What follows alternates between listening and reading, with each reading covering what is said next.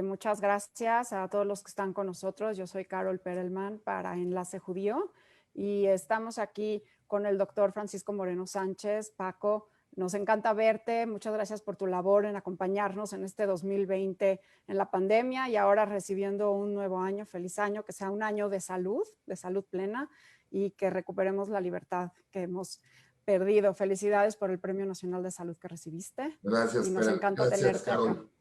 Realmente, pues es un premio que debo mucho a ti y a Enlace Judío porque son los que me han ayudado pues en estas charlas que tratamos de traducir un poquito lo complicado que es la ciencia a veces a que sea más algo que pueda la gente entender y que lo pueda ver práctico para su vida diaria, ¿no? Así es, así es. Hemos tratado de hacer esa labor y creo que cada vez está más complejo porque este virus nos ha enseñado que cuando apenas creemos que ya lo entendemos, nos vuelve a cambiar las reglas del juego. Y por eso me encantaría que empecemos quizás con lo que estás viendo ahora. Tenemos así como una tormenta perfecta, el sistema de salud en México casi en saturación, por el otro lado la nueva variante y de forma paralela las buenas noticias de que ya estamos comenzando a vacunar, ¿no? Entonces, ¿cómo ves el panorama en general?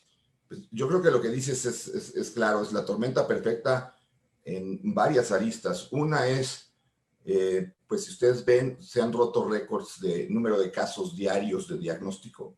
También, desafortunadamente, número de casos de fallecidos diarios conocidos.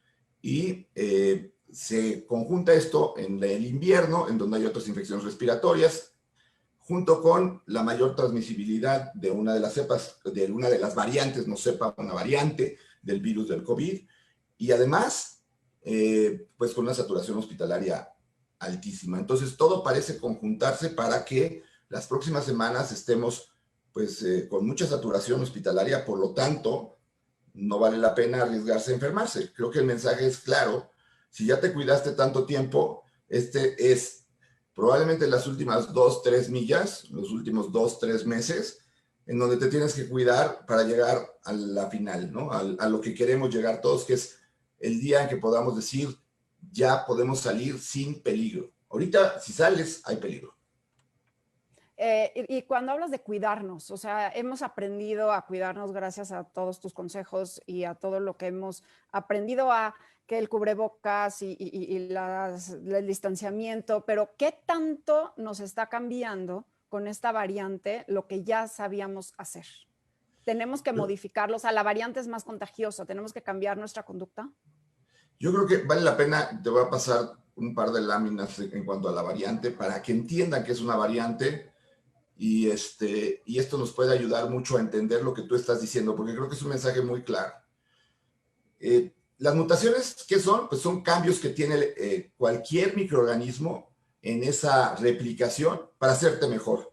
Es decir, el hombre también ha tenido mutaciones. Hay gente que viene del África que tiene una mutación que los hace inmunes al paludismo, a la malaria, pues. Pues nosotros somos resultado de muchas mutaciones de nuestros ancestros. Lo que pasa es que el virus, esas mutaciones las hace pues en un tiempo récord. Lo que a ti te toma 1000 años, al virus le toma unas cuantas horas, ¿no? El problema de ahora es que, primero, entender que el virus original pues ya fue reemplazado por virus que son mejores en cuanto a su capacidad de sobrevivir en el medio. Y ahora tenemos esta variante. ¿Por qué es variante? Porque sigue siendo COVID-19, sigue siendo SARS-CoV-2. Es variante, es un virus diferente al original, tiene 29 mutaciones, sí se identificó en el sur de Inglaterra, realmente cuando se dio a conocer fue el 20 de diciembre del 20, pero esta es la parte que tú dices, Carol, que creo es muy importante. Es mucho más fácil de transmitirse. ¿Qué quiere decir esto? Que de alguna manera el virus, cuando llega a tu mucosa, tiene que encontrar a la célula que tiene la puerta en donde puede entrar. No todas las células tienen ese receptor. Y este virus, de alguna manera, tiene la llave más fácil para abrir la puerta y meterse a la célula. El virus, acuérdense que tiene que entrar a la célula para poder empezar a replicarse. No puede solo. Entonces, la llave de este virus la tiene más rápida. Llega, abre la puerta, se mete. Mucho más rápido que lo antes. No es más virulenta, es real. Pero, ¿qué pasa si tienes una población en donde estás teniendo muchos más contagios en un tiempo menor? pues que esos contagios, algunos de ellos van a requerir hospital, como ya lo sabemos, y entonces saturas más el sistema del hospital. Eso de que hablabas de la tormenta perfecta, con una variante de este tipo, que es más contagiosa, pues te pone con medidas más estrictas para evitar contagio. Y ahí es ahí donde creo que tenemos que ser más estrictos en las medidas. Tratar de que tus cubrebocas sean de buena calidad. Probablemente, olvidemos de los cubrebocas de tela, tenemos que ir a los cubrebocas de 3 capas. No creo que estemos todavía en donde decir todo el mundo tiene que usar el 95, no, pero sí usar un buen cubrebocas. Usa caretas si puedes, no, una no excluye a la otra y evita lo que es distanciamiento. La gente cree que distanciamiento es solamente llegar a una reunión y estar viéndonos de lejos. No, si llegas a una reunión, es muy probable que se rompa el distanciamiento. Trata de no ir a lugares conglomerados. Ahorita te tienes que cuidar, porque si te enfermas hoy y puedes tener esta variante, no sabemos, no se hacen muchas secuenciaciones, puede ser que te contagies más fácilmente, que llegues al hospital y que no haya hospital. Esa es la realidad. Entonces, esta variante nos da un extra para cuidarnos. Sí, y lo hemos visto, lo estamos viendo, Paco. Digo, hay países que por la variante están extremando sus precauciones, ¿no? Ahora Estados Unidos ya está pidiendo prueba negativa para entrar, incluso algunos han cerrado las comunicaciones. Bueno, China está en lockdown, ¿no? En ciertas regiones, pero nosotros como ciudadanos, como personas, entonces es reforzar el cubrebocas, usar, si es de tela doble, si se puede el KN95, KN95, extremar. Ahora sí, que lo que decíamos en marzo de aplanar la curva es ahora como un mandato urgente, ¿no? Sí, y más que les enseño un poquito qué está pasando con las vacunas y para que no sientan que la vacuna ya está aquí. Si ustedes ven la vacuna, vean, estas son estadísticas de ayer, el mundo llevaba 29.78 millones de vacunas, México llegó a 150 mil vacunas aplicadas, pero estamos con 150,000 en un 0.8, 0.9%, 0.07%. Si estamos muy lejos, Israel está haciendo un trabajo fabuloso con la vacunación, pero ahí te están vacunando independientemente de edad, todo. Te llegan, te vacunan en el coche. ¿Por qué? Porque entienden que no se trata tampoco de nada más vacunar a cierto grupo. O vacunas a todos o la enfermedad no se controla. Sí, hay que empezar con los más vulnerables, sí hay que empezar con los trabajadores de la salud, pero no puedes quitarles a unos la oportunidad de vacunarse, porque si no, no lo vas a controlar en el país. Ok, entonces nada más para hablar de las vacunas, antes de entrar a las vacunas me gustaría acabar con la variante. La variante, estas vacunas van a ser protectoras ante esta y las que vengan, porque ya viste que hoy en Ohio, en Estados Unidos, detectaron 2 variantes más nuevas. Y en Japón también, antier, Lulu. exacto.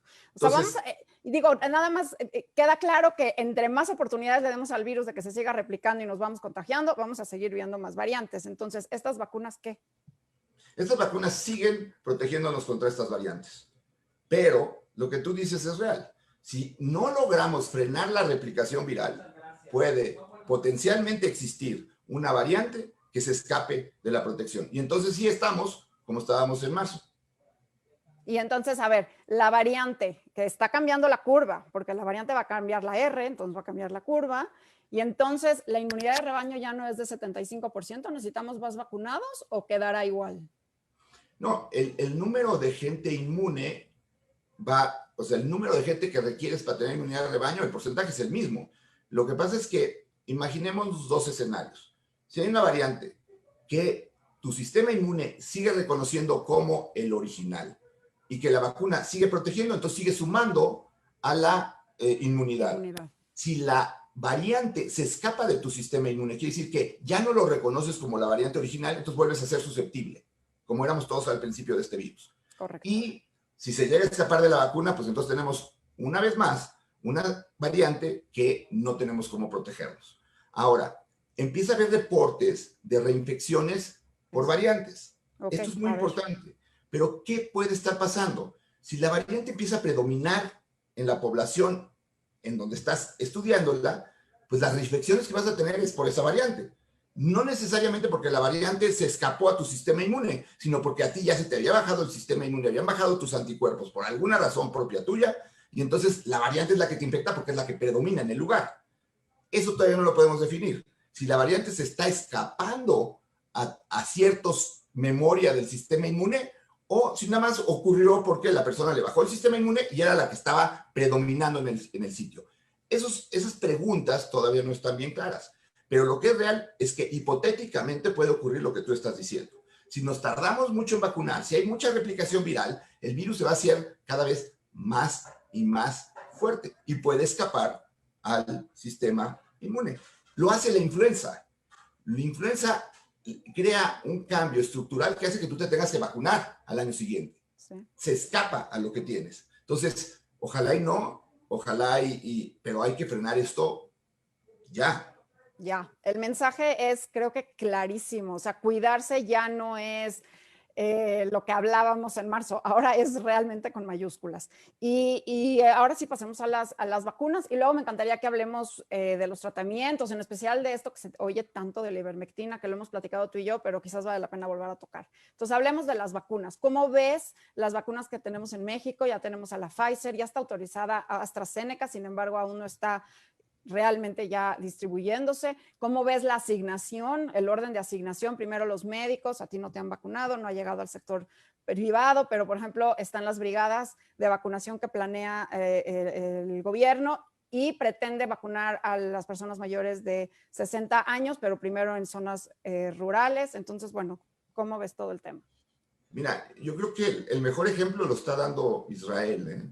El ejemplo, mi impresión es, yo no estoy en contra en que vacunemos a las zonas rurales y que busquemos a toda la gente que es vulnerable, pero donde se está dando la replicación grave es en las zonas urbanas, donde realmente están ocurriendo los grandes contagios son en las zonas urbanas, porque en las zonas rurales no hay ni el convivio con gente que puede estar infectada, ni tampoco la comunicación para que lleguen tanta gente como aquí. Aquí desafortunadamente tienes vuelos que llegan de todos lados, todos los días, y entonces estás trayendo en la Ciudad de México, en Guadalajara, en Monterrey, que además son las zonas en donde estamos saturados ahorita.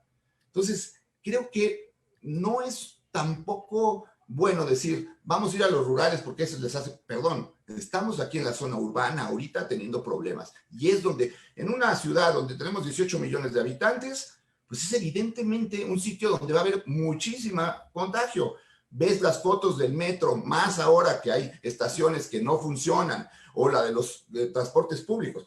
Está dadas todas las condiciones para que haya un contagio masivo. Bueno, y entonces, Pfizer, AstraZeneca todavía no tenemos, espero que tengamos pronto. Y bueno, está el tema de CanSino y el tema de Sputnik, y México también tiene contratado COVAX. Entonces, en este escenario, porque sí México va a requerir un mosaico de vacunas para atender todos los temas logísticos, porque además cada una tiene diferentes características. ¿Quieres hacer así como un resumen de las características principales de cada una? Si quieres, mira, tengo aquí un cuadrito. A ver. Te lo muestro. Más o menos es lo que hay. Son de RNA, las de Pfizer, Moderna y la que comentas, ¿no? Que es la de Bayer, la de CureVac, que se va a hacer el estudio 2B3 en México. Esto gracias al TechSalud, que logró un convenio. Están las de virus atenuados y la de virus inactivados. Hoy, sin embargo, Sinovac demostró que su vacuna de virus inactivados no es tan buena y probablemente salga del mercado. Esta también tiene, sobre todo la de Novavax, que es de subunidad parecida a la de hepatitis B, ya lo habíamos platicado. Esta se está probando en la India.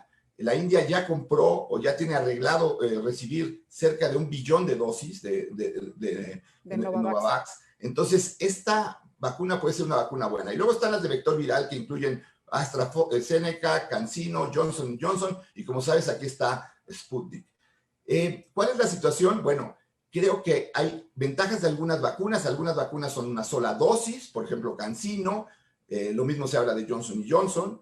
Hay vacunas que necesitan 2 dosis, como son las de RNA y las de AstraZeneca Oxford, pero la facilidad en la aplicación tiene que compensarse con la seguridad y la eficacia, ¿no? Entonces, si tenemos que ver los resultados de CanSino, sería excelente que tuviera resultados de eficacia altos, porque entonces se puede pues aplicar a todo mundo, ¿no?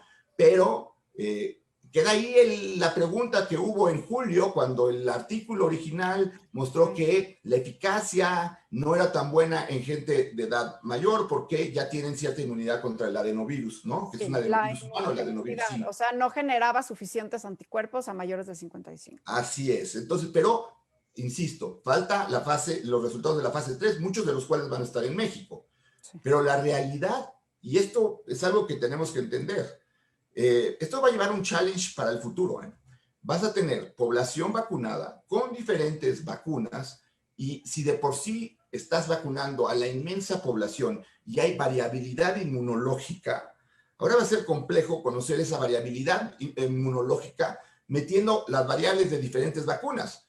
Entonces, vamos a saber si los de RNA duraron más y qué tal si las de vector no y qué tal si es al revés. Es decir, en un momento dado vamos a tener tantas variables en un año que va a estar compleja la situación. La realidad es que no estamos vacunar. Ese es el punto. Y creo que esos mensajes que reciben de que la vacunación te va a crear un cambio en tu estructura, tienen que olvidarse. ¿Por qué? Porque si hay reacciones adversas a las vacunas, sí. Si hay gente que puede tener una reacción adversa, sí. Probablemente una en 100,000, grave, ¿sí? Aquí sabemos que si te da COVID, tienes por lo menos el 10% de chances si tienes algún factor de riesgo de llegar al hospital y un 5% de chances de fallecer. La verdad es que es mucho más segura una vacuna que andar viviendo con COVID afuera.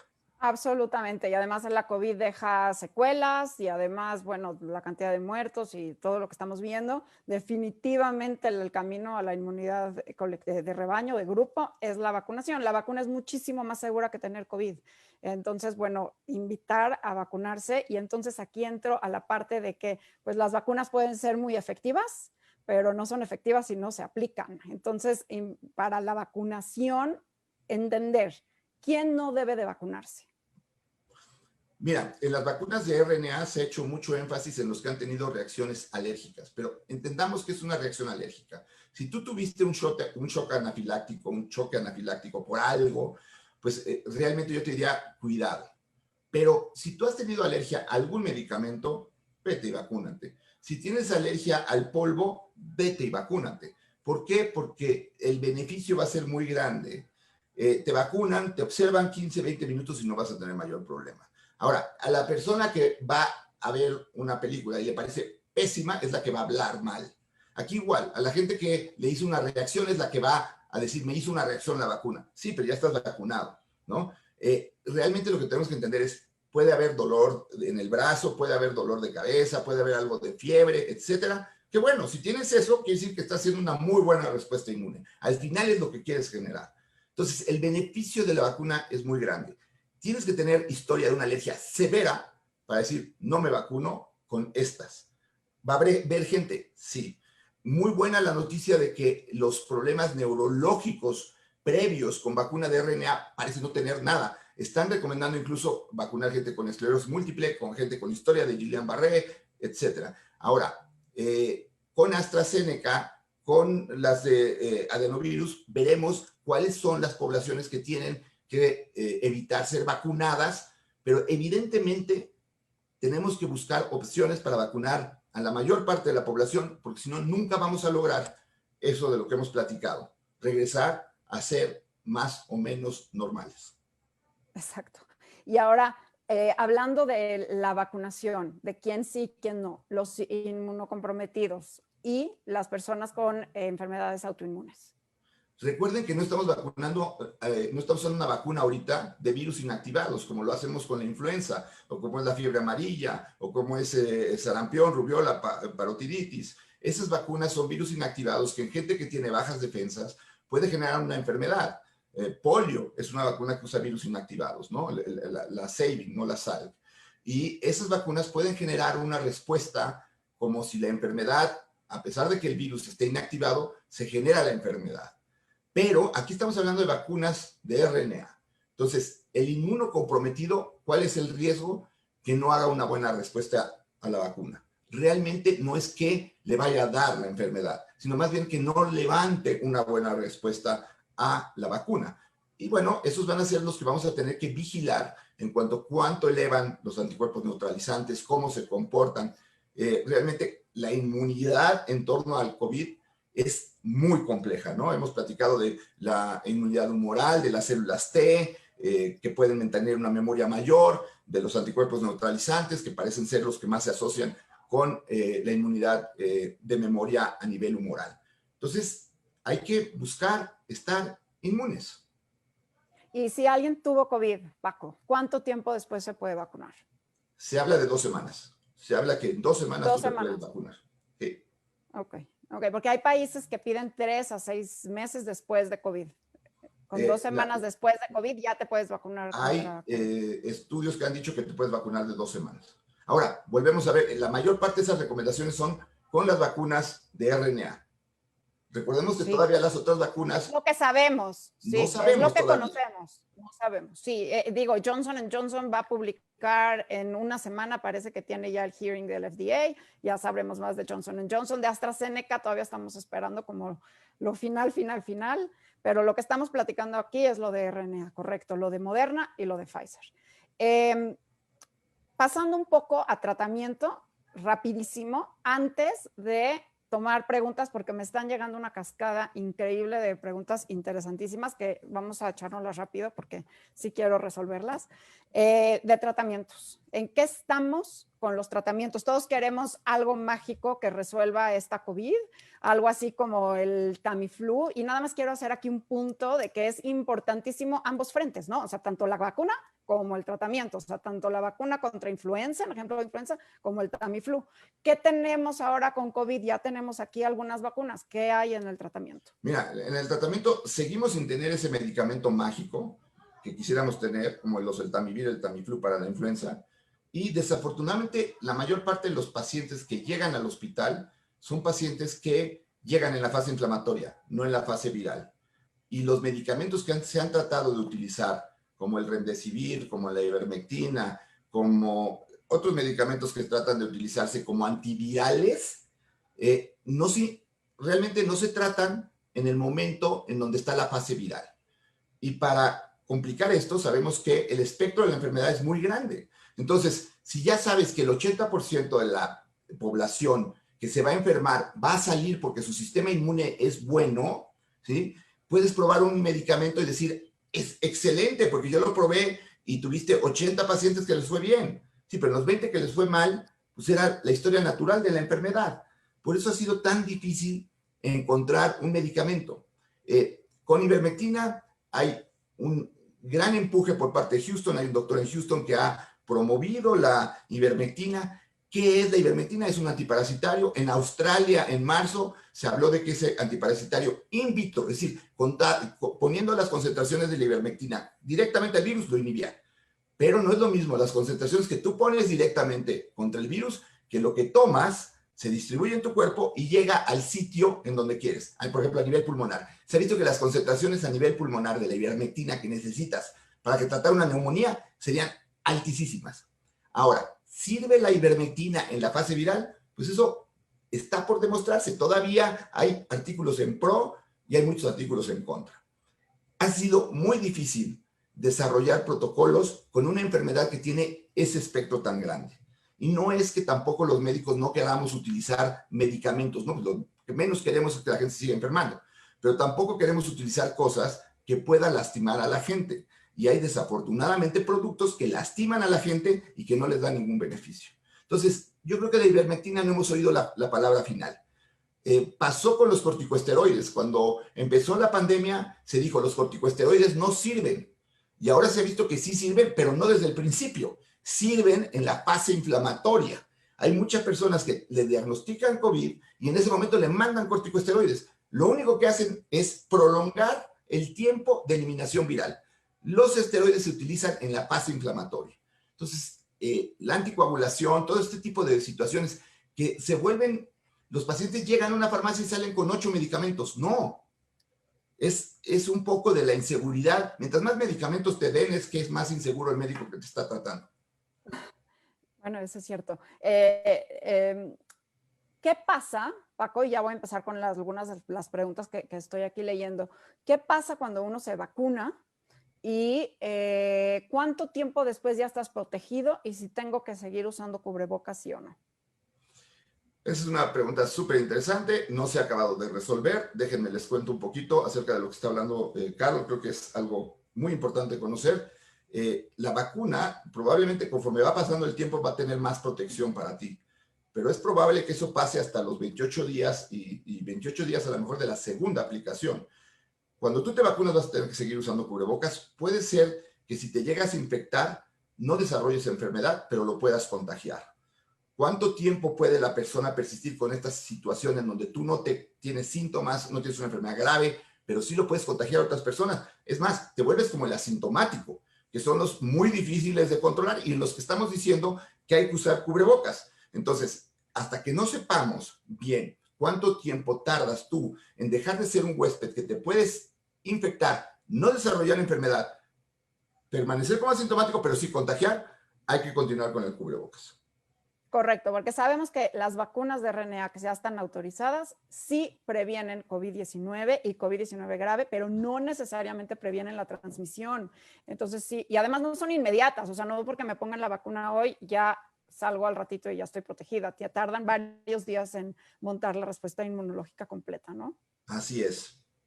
¿Qué opinas de estos cambios de protocolo, Paco, de estas iniciativas que está teniendo Gran Bretaña, incluso Estados Unidos, de aplazar o no reservar estas segundas dosis para tener a más personas vacunadas con la primera dosis y no necesariamente respetar el tiempo exacto que piden Pfizer y Moderna de 21 y 28 días para dar la segunda?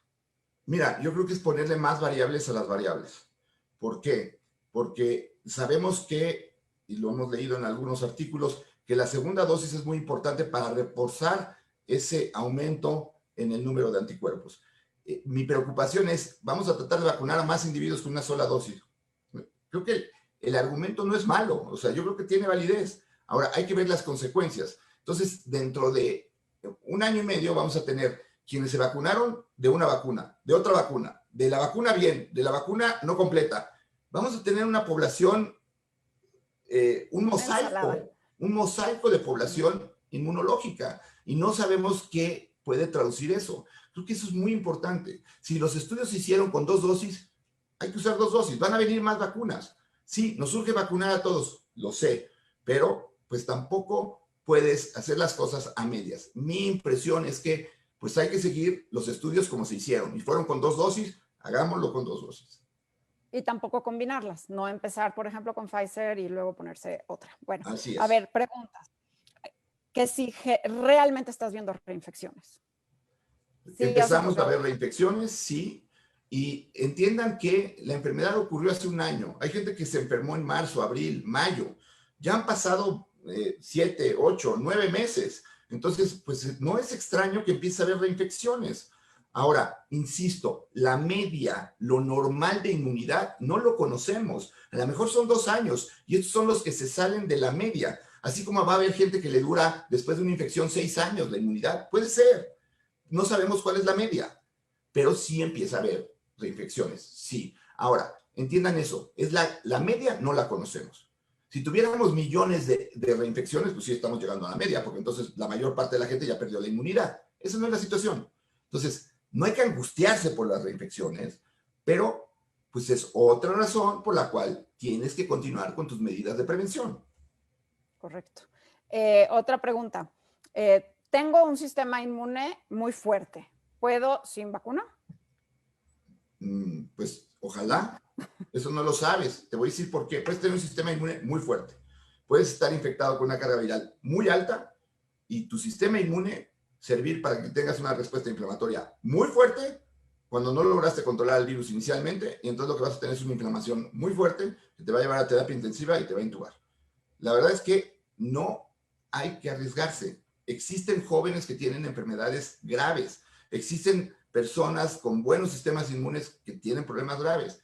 Es jugar a la ruleta rusa en forma biológica. Sí. A ver, doctor, La de CanSino, si no es muy buena para mayores de edad, para mayores de 55 años, ¿qué vacuna aplicaría a los mayores de 55 A ver, años? ojo con CanSino. Es el estudio 2B, todavía no está en la fase 3. En el estudio 2B fue donde se dijo, aquí parece haber que a mayores de 55 años no es muy buena la respuesta. Falta ver lo que resulta de la fase 3. Si esto se corrobora y en sí, acuérdense que CanSino usa un vector viral y lo que se vio es que mucha gente había tenido ya exposición previa al adenovirus, que es el vector, y por lo tanto no desarrollaron tanta respuesta inmunológica. Si eso se corrobora, pues entonces las personas de mayor edad van a tener que usar o Novavax o una de RNA. Pero eso todavía no se sabe. Los estudios, por eso estamos necesitados de tener todavía la información de estos estudios. CanSino se ha aprobado en México. Sería buenísimo ver que en México CanSino tuviera una muy buena efectividad. ¿Por qué? Porque es una sola dosis, porque es una vacuna barata y porque si muestra que en la población mexicana, pues ya sabes que tú, mexicano, ¿sí? Te vas a poner algo que ya se probó en mexicanos y que funciona. Entonces, esa es la ventaja de ser incluidos en protocolos de investigación de vacunas. ¿Por qué? Porque vas a ver qué le pasa a tu población. Yo no tengo la última palabra en CanSino, lo único que quiero decir es, cuando se comentó que se iba a utilizar para población mayor de 60 años, preocupó un poco porque el estudio 2B pues no fue el mejor para ese tipo de población. Exacto. Y también hacer la mención, porque aquí preguntan que qué opina qué opinas de Sputnik, hacer la mención que Sputnik lo que hizo para precisamente evitar lo que estamos viendo en CanSino fue usar 2 adenovirus, ¿no? ¿Qué opinas de Sputnik? Es lo que preguntan acá. Es que Sputnik fue la que tuvo la fase 2 más pequeña. La cohorte de pacientes estudiados en fase 2 fue muy pequeña. Realmente, estrictamente, Sputnik avanzó sin cumplir todos los lineamientos de la fase 2. Eso preocupa un poco. No quiere decir que no Otra, funcione, nada no más quiere decir es que que no no funcione. hay información. Así es. Y la otra, que es real y que es increíble, pero de los países con el mayor rechazo a la vacuna, es Rusia. El porcentaje más alto de personas que no quieren vacunarse ocurre en Rusia. Ahora, ya vimos hoy, la OMS, hoy, 14 de junio, dijo que está pensando De hacer un enero. pasaporte de inmunidad. De enero. Entonces, Sí. esto es importante. Esto te va a forzar a vacunarte. No porque te estén coartando tu libertad, no. Pero es que tú puedes ser una amenaza para los demás que sí se vacunaron o para perpetuar este virus y que adquiera una variante que, como dijimos al principio, pueda modificar la historia natural de la enfermedad en el mundo. ¿Qué pasa con personas que se vacunan y unos días después desarrollan COVID-19? Es porque estaban ya gestando, ya estaban incubando al virus. ¿Qué Sí, pasa? ¿La vacuna ya no funciona o cómo es? Apenas lo estamos aprendiendo porque son los que se están vacunando ahorita. Sí hay gente que ha tenido una vacunación desafortunada justo en el momento en donde estaban con un COVID asintomático o presintomático. La lógica inmunológica diría que al contrario van a tener a lo mejor una respuesta inmune más fuerte porque están teniendo doble exposición, ¿no? Sí, claro. Pero no sabemos. Ok. Acá hay preguntas del síndrome post-COVID o todavía no se le pone un nombre a esta condición de síntomas persistentes después de la COVID aguda, a más de 2 semanas, 3 semanas, meses. ¿Cuándo desaparecen? O sea, aquí hay personas diciendo, bueno, ya estuve 6 meses con dolor de cabeza o sin olfato, ¿cuánto tiempo más? Pues ¿Qué mira, sabemos? ¿Sabemos algo desafortunadamente más? esto cada vez van siendo menos los que se quedan con secuelas permanentes, pero seguramente va a haber personas que tengan porque o desencadenó una respuesta inmunológica típica y entonces ya desarrollaste una enfermedad autoinmune y esa secuela pues es para toda la vida, ¿no? Hay otras como la cuestión del olfato, que en la mayor parte, el 99.9% se recuperan las 2, 3 primeras semanas, pero hay un porcentaje pequeño que ya lleva 6 meses y no lo recupera. Conforme va pasando el tiempo en estas personas, pues las posibilidades de que tengan una secuela permanente son mayores. Ahora, no son todos, son muy desafortunados los que lo tienen, no es menospreciarlo, pero tampoco hay que pensar que el virus nos va a dejar secuelas a todos. Ok. Están volviendo a preguntar sobre enfermedades autoinmunes y la respuesta es sí se pueden poner la vacuna o no. Aquí está muy específico: esclerodermia sistémica, síndrome de Sjögren, artritis, que sí podemos recibir la vacuna sin problema. Sí, la recomendación del CDC es que sí, sí te la puedes poner. Insisto, si esas personas están recibiendo algún inmunosupresor, pues el peor escenario es que no tengas una respuesta inmunológica tan buena como si tuvieras un sistema inmune, como decía la otra persona, muy fuerte. Muy fuerte. Ok.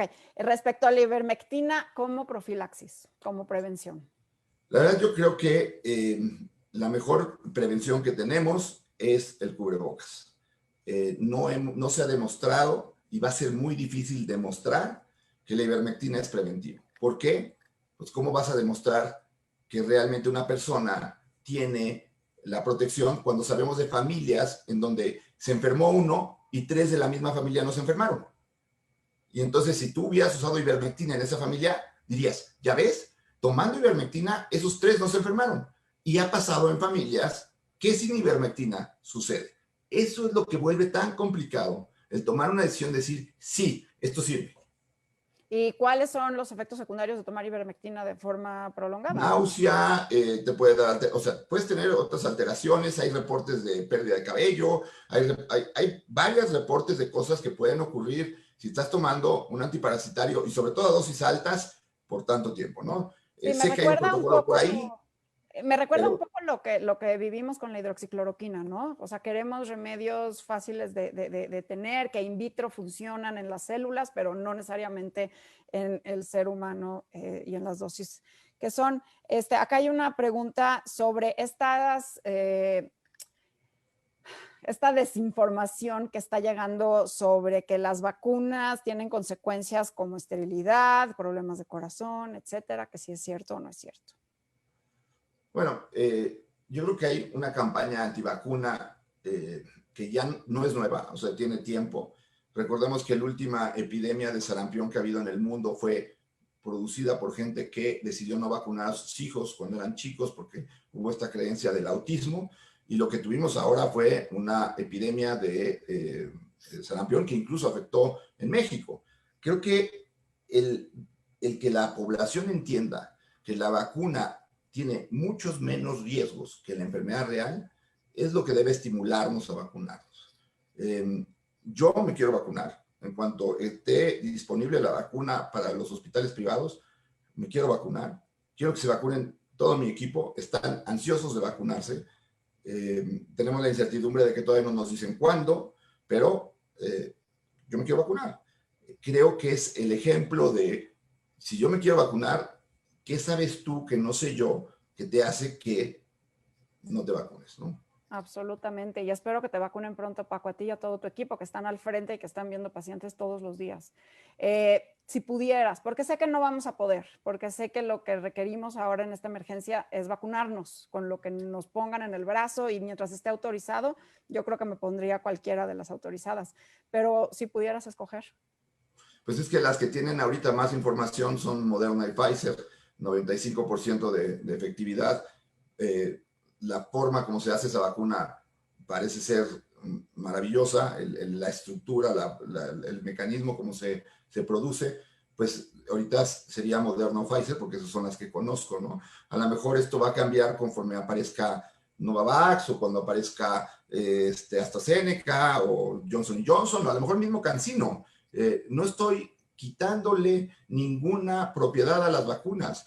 Lo único que creo es que de las que más sabemos ahorita son de Pfizer y de Moderna. ¿Por qué? Porque estas ya fueron aprobadas por la FDA como uso de emergencia y de esos 29 millones que habíamos visto vacunas que se han aplicado en el mundo, pues la mayor parte son de esas. Las otras, algunas todavía son en fase de protocolo. ¿Y mujeres embarazadas y lactando se pueden vacunar? Pues hasta ahorita la FDA había dicho que se esperaran, pero aparentemente la FDA se va a reunir para incluso aprobarlas en ese grupo, ¿no? Insisto, para lograr una inmunidad hay que vacunar a la mayor cantidad posible de gente porque si no, no vamos a alcanzar ese 70-75% que en México Por cierto, son 90 millones de individuos. Y yo creo que aquí, y estás considerando que de todas formas la población pediátrica todavía no tiene autorizada la vacuna. Entonces ya con eso tenemos que vacunarnos todos los adultos y que la vacuna es mucho más segura que tener COVID-19. Entonces, bueno, creo que el mensaje es clarísimo y entonces la pregunta es, ¿cuándo nos va a llegar en México para que pueda yo realmente tener mi vacuna en el brazo? ¿Cuándo? Pues hay un plan que ojalá se cumpla de meses, en donde, por ejemplo, para finales de enero deberíamos estar vacunados todos los trabajadores de la salud. Puedo referirme a nosotros en el hospital, todavía no tenemos una fecha, esperemos que sea pronto, esperemos que sea nada más una cuestión de logística, pero la incertidumbre pega. Pues sí, por supuesto, porque además estamos contra la carrera de la variante y la saturación hospitalaria. Estaba yo haciendo ahorita unos números y en una semana tuvimos 73,000 casos nuevos, lo cual nos tardamos de inicios de la pandemia en México a mayo de tener. O sea, eso en una semana. Está subiendo los casos de una forma exorbitante en una población que ya está cansada de cuidarse. Hemos escuchado al cansancio lo de cubrebocas y pues creo que unos minutos para que acabes con algún mensaje, el takeaway de esta plática que siempre es tan agradable tener contigo. Yo creo que igual la población la veo como un péndulo, ¿no? En el extremo de una población es esto está horrible, no podemos hacer nada, y la otra es no pasa nada, ¿no? Hay que tratar de unificar. Y los que dicen que está horrible, está feo, sí, estoy de acuerdo, pero si tenemos las medidas, si tú las llevas a cabo, puedes mantenerte seguro. Los que dicen que no pasa nada, por favor, que se asomen a ver lo que pasa, que se asomen a ver las cifras, porque sí pasa. Entonces vamos a tratar de que esos dos polos, unos que todo está mal y los otros es que todo está bien, lleguemos a una media en donde logremos que sí todo esté bien, pero no ahorita, sino en 6 meses, en 8 meses, en donde ya tengamos una vacunación mucho mayor. El mensaje es, ¿se va a acabar? Sí, pero ahorita nos toca la parte más difícil del maratón y es cuando no te puedes rajar. Pues ánimo, Paco, muchas gracias por tu tiempo, por estar con nosotros. Gracias a los que nos están escuchando. Tenemos la fortuna de tener cerca al doctor Francisco Moreno Sánchez. Se ha vuelto la guía de la pandemia en México. La sociedad te escucha, Paco, y te agradezco siempre el ser claro, tus mensajes completamente explicados, basados en evidencia. Y pues a nombre de Enlace Judío y mío propio, te mando un abrazo. Gracias a ustedes, cuídense mucho, esperamos vernos pronto.